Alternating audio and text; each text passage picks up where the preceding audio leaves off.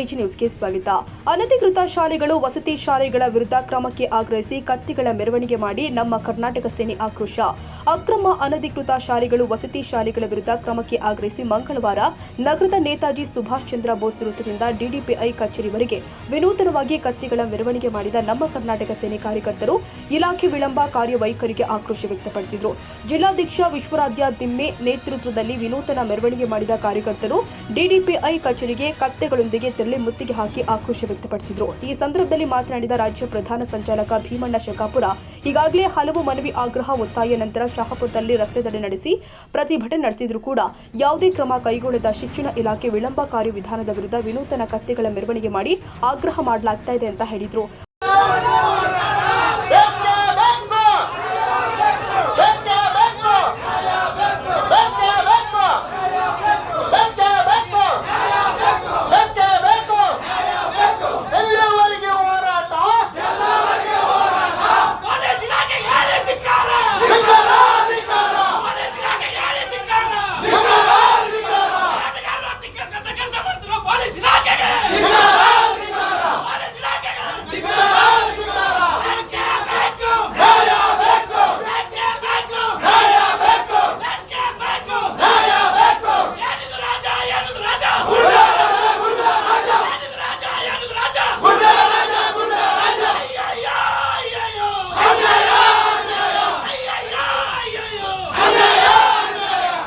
ಪ್ರತಿಭಟನಾ ಸ್ಥಳಕ್ಕೆ ಆಗಮಿಸಿದ ಡಿಡಿಪಿಐ ಜನವರಿ 2ರ ನಂತರ ಕ್ರಮ ಕೈಗೊಳ್ಳುವುದಾಗಿ ಸ್ಪಷ್ಟ ಭರವಸೆ ನೀಡಿದ ನಂತರ ಪ್ರತಿಭಟನೆ ಹಿಂಪಡೆಯಲಾಗಿದೆ.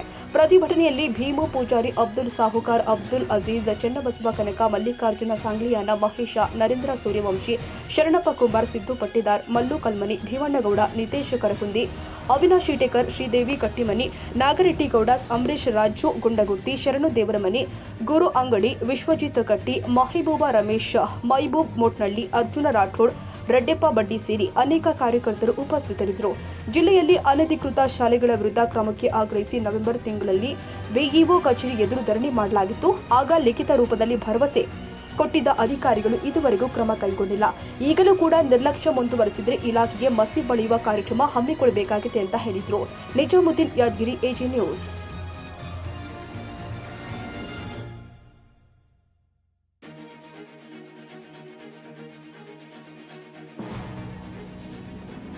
ಕನ್ನಡಿಗರ ಮೆಚ್ಚಿನ ನಿಮ್ಮ ಎಜೆ 24/7 ನ್ಯೂಸ್ ಕನ್ನಡ ವಾಹಿನಿ ಇದೀಗ ಟಿವಿಯಲ್ಲಿ ಲಭ್ಯ. ನೋಟಿಸ್ ಕೊಟ್ಟಿದ್ರೆ ವಾಪಸ್ ತಗೋತೀವಿ.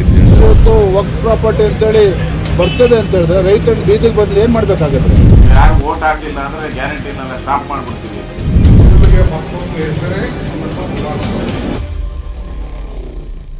ಕರ್ನಾಟಕ ಮತ್ತು ದೇಶ ವಿದೇಶ 360 ಡಿಗ್ರಿ ಸುದ್ದಿ ಹಾಗೂ ಉತ್ತರ ಕರ್ನಾಟಕ, ಬೆಳಗಾವಿ, ಬಾಗಲಕೋಟೆ, ಧಾರವಾಡ, ಹಾವೇರಿ, ಗದಗ, ಬಿಜಾಪುರ ಜಿಲ್ಲೆಯ ಕ್ಷಣ ಕ್ಷಣದ ವಿವರವನ್ನ ಪಡೆಯುವುದಕ್ಕೆ ಎಜೆ 24/7 ನ್ಯೂಸ್ ಕನ್ನಡ ವಾಹಿನಿಯನ್ನ ಲೈಕ್ ಮಾಡಿ, ವಿಡಿಯೋಗಳನ್ನ ಶೇರ್ ಮಾಡಿ, ಕಮೆಂಟ್ ಮಾಡುವ ಮೂಲಕ ನಮ್ಮ ವಾಹಿನಿಗೆ ಸಹಕಾರ ನೀಡಿ ಮತ್ತು ಚಾನೆಲ್ ಅನ್ನ ಸಬ್ಸ್ಕ್ರೈಬ್ ಮಾಡಿ.